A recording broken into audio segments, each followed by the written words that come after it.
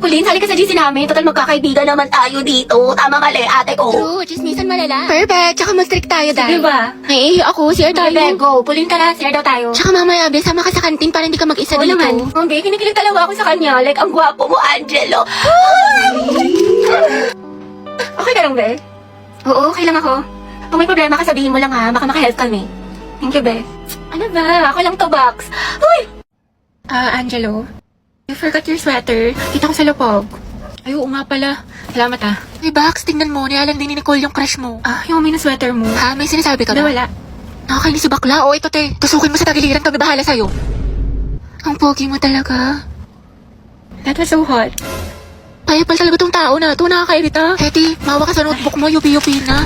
Uy, Angelo, pwedeng patingin ng kamay mo? Bakit? Wala, susukatin ko lang.